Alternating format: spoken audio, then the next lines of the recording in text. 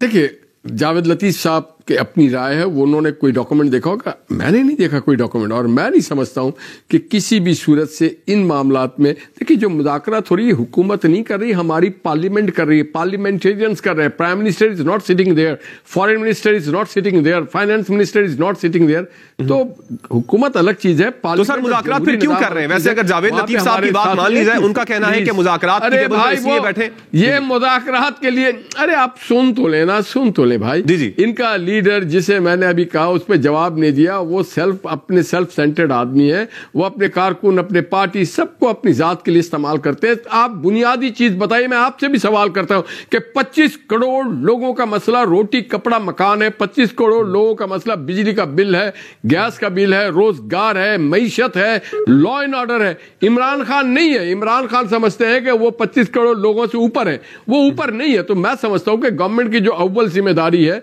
वो अपने लोगों की जिस बात के लिए वो वोट लेते हैं अपने मंशूर के तहत चलना। आपको भी इसी सब्जेक्ट पे बात करना चाहिए। आज आपको बात करना चाहिए स्टॉक एक्सचेंज पे, आज आपको बात करना चाहिए मरियम ने जो को कि आप दाखिला लें, फीस हम भरेंगे।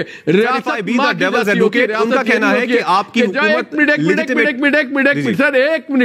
एक मिनट सुने ना, मैं शौकत भाई ने कहा कि सरकारी वसाइल पे आप फंक्शन कर रहे हैं और हमें आप बुरा भला कह रहे हैं। जनाब, सरकारी वसाइल से आप रियासत के दारुल खुलाफा पे हमला करते हैं, मिशनरीज के साथ लेके सरकारी मुलाजिम को लेके आते हैं, सरकारी वसाइल से लेके आते हैं, सरकारी मुलाजिम गिरफ्तार हो जाते हैं। ये जमहूरियत है? जमहूरियत ये नहीं है। आपको वोट इसलिए लोग देते हैं कि आप लोगों की खिदमत करें।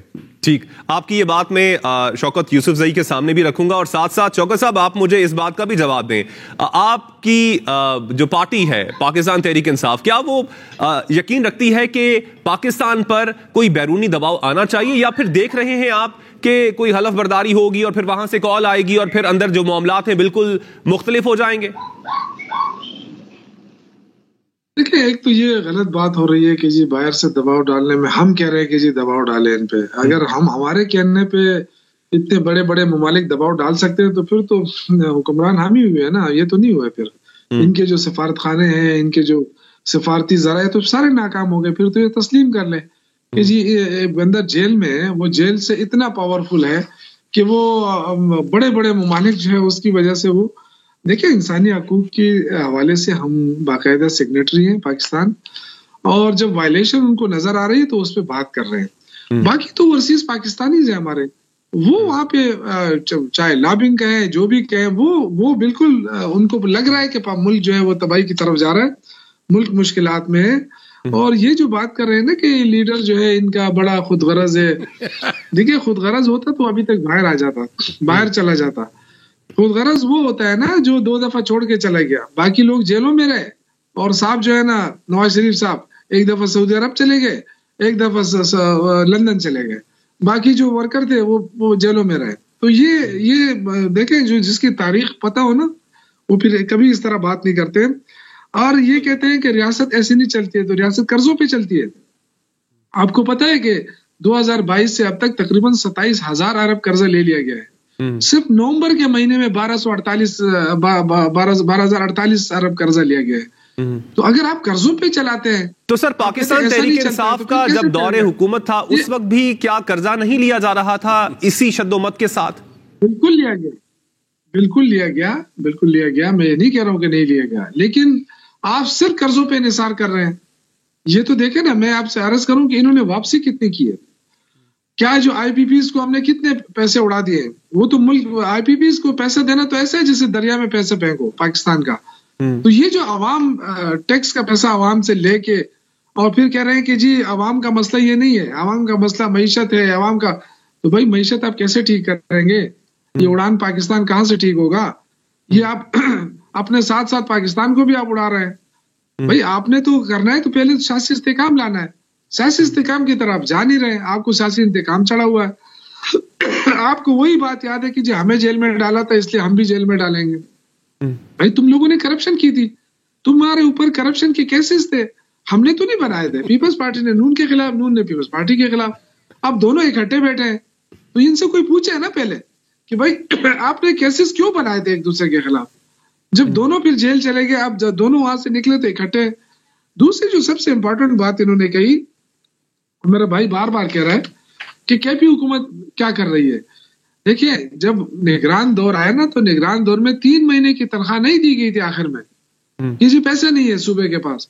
जब हम आए तो न सिर्फ वो 3 महीने की तनख्वाह हमने दी, 30 अरब रुपए हमने कर्जा वापस किया, 40 अरब हमने पेंशन में डाले, और 20 अरब हमने जो सेहत कार्ड है उसको दिया। 7 लाख लोगों ने उस पर अभी तक जो है ना वो फ्री इलाज किया है। तो ये आप कैसे बातें करते हैं? आपको पहले फिगर का तो पता होना चाहिए। आज अल्हम्दुलिल्लाह इस सूबे में 3 महीने की तनख्वाह रिजर्व पड़ी है, इसके बावजूद कि हमें इन्होंने फाटा सूबे के साथ जम किया और फाटा के हकूक आज तक अदा नहीं हुए। वफाकी हुकूमत के जिम्मे जो पैसे बनते नहीं दिए, 1500 अरब रुपए हमारे बनते हैं सूबे के, वो नहीं दे रहा। इसके बावजूद हमने जो मैनेज किया, फाइनेंशियल मैनेजमेंट की, वो अल्हम्दुलिल्लाह ऐसी है कि 30 अरब रुपए। और हमारा कर्जा कितना है, ये जो हमें बार बार ताने देते हैं, ये कर्जों पे चल रहा है सूबा 725 अरब रुपए पूरा कर्जा है सूबे का। 725 अरब में हमने आते के साथ ही 11 महीनों में 30 अरब वापस कर दिए। आप भी तो अपना बताए ना, कौन सी परफॉर्मेंस की बात आप कर रहे हैं? चले, आपके इन सवालात का जवाब मैं जरूर निहाल हाशमी साहब से लूंगा। मैं चाहूंगा कि समीना पाशा के सामने भी ये बैरूनी दबाव वाली बात रखूं। समीना पाशा साहिबा, जी मैं समीना पाशा साहिबा को भी शामिल गुफ्तगू करना चाहूंगा। समीना साहिबा, आप क्या समझती हैं आगे क्या बैरूनी दबाव आ रहा है या फिर आ सकता है, और अगर आ जाता है तब उस वक्त आपकी नजर में आपका तजिया क्या कहता है, आगे किस तरह से स्टेट रिएक्ट करेगी? पहले तो मुझे बड़ी खुशगवार हैरत हुई ये सुन के निहाल हाशमी साहब से कि सोशल मीडिया तो कोई इशू ही नहीं है, सोशल मीडिया से तो डरना ही नहीं है, इनका कोई खौफ नहीं है। तो फिर तो मेरा ख्याल है कि ये हम एक्सपेक्ट करते हैं कि ये एक्स भी फौरन खोल दें, ये इंटरनेट भी जो बार बार सुस्त हो जाता है, बंद हो जाता है, ये वाला मसला भी हल होना चाहिए। और फिर ये अरबों रुपए की फायर वॉल जो लगवा दी, और फिर ये जो अभी 2 अरब रुपए चंद दिन पहले दोबारा से जारी किए गए हैं जी सोशल मीडिया के ऊपर कंट्रोल करने के लिए, फेक न्यूज वगैरह के खात्मे के लिए बकौल इनके, तो ये सारी जो चीजें हैं फिर ये क्यों की जा रही हैं? आपने एक पूरी इकोनॉमी जो ऑनलाइन थी उसको तबाह बर्बाद किया है, $1.5 अरब का आपने नुकसान पहुंचाया है, और अब आप कह रहे हैं कि जी हमें सोशल मीडिया से कोई प्रॉब्लम नहीं है। मतलब जितनी आपके मुल्क की टॉप शख्सियात हैं, आप उनकी बात सुन लें तो वो सारे हर जो प्रॉब्लम का जिम्मेदार है वो सोशल मीडिया को ठहरा रहे होते हैं। तो मुझे तो बड़ी खुशगवार हैरत हुई ये सुन के निहाल हाशमी साहब की बात कि वो कह रहे हैं कि जी सोशल मीडिया का तो कोई खौफ ही नहीं है और उसके दबाव में कोई बात नहीं होगी। अब इस पे एक और बात मैं आपसे ज़िमनी बात करना चाहूंगा, उसके बाद मैं चाहूंगा कि आप वो बैरूनी दबाव वाली बात पे जवाब दें। एक तासुर ये भी आ रहा है दूसरी जानिब कि जो पाकिस्तान तहरीक इंसाफ और पाकिस्तान तहरीक इंसाफ के जो बानी हैं वो भी बहुत इन्फ्लुएंस हैं सोशल मीडिया से, और बहुत से फैसले लेने से पहले ये भी सोचा जाता है वहां पर कि सोशल मीडिया पर इसका रिएक्शन किस तरह का आएगा। आप समझती हैं कि बहुत से फैसले पाकिस्तान तहरीक इंसाफ और बानी तहरीक इंसाफ जो है वो भी अपने फैसले लेने से पहले सोशल मीडिया के रिएक्शन को सामने रखते हैं?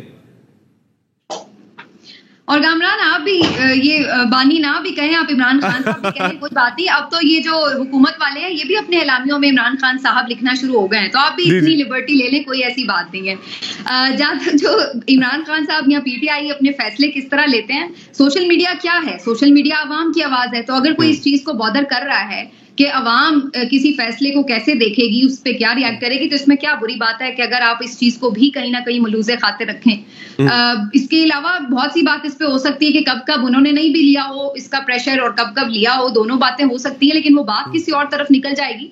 लेकिन मेरे ख्याल से अगर सोशल मीडिया या अवाम की उमंग क्या है, ख्वाहिश क्या है, उसके मुताबिक अगर कुछ सोचा जाए, उससे उनके जज्बात का अंदाजा लगाया जाए, तो इससे कोई बुरी बात नहीं है, ये तो अच्छी बात है। ये तो एक चेक है जो आपकी हुकूमत के ऊपर होना चाहिए, बड़ी शख्सियात के ऊपर, फैसला साजों के ऊपर होना चाहिए कि वो किस तरह से देखते हैं कि अवाम क्या रिस्पॉन्स करती है। जहां तक बैरूनी दबाव की आपने बात की कामरान, बैरूनी दबाव बिल्कुल सर्टनली है और आगे मजीद बढ़ भी सकता है, इसमें भी कोई शक की बात नहीं है। देखिए, अगर तो हम बड़े इकोनॉमिकली स्ट्रॉन्ग मुल्क हैं, हमें कोई किसी से कर्ज तलब नहीं करना, हमारे पास इतने सफिशिएंट वसाइल हैं कि हम अपने मुल्क को बगैर किसी प्रॉब्लम के बगैर किसी हेल्प के चला सकते हैं तो डेफिनेटली फिर तो ये हम दावे करते हुए अच्छे लगते हैं कि जी हमें कोई परवाह नहीं है।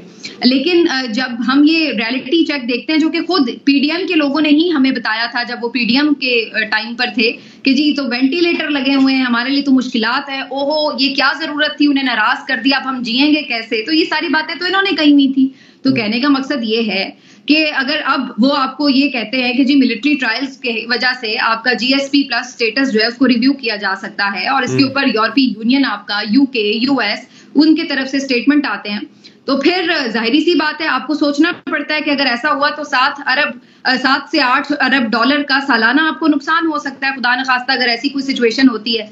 फिर इसी तरीके से आप कैसे उन्हें मुंह भर के कह देंगे कि जी आप जो मर्जी कहते रहे, हम तो फिर भी मिलिट्री ट्रायल करेंगे और हम फिर भी लोगों को रखेंगे, सजाएं भी देंगे।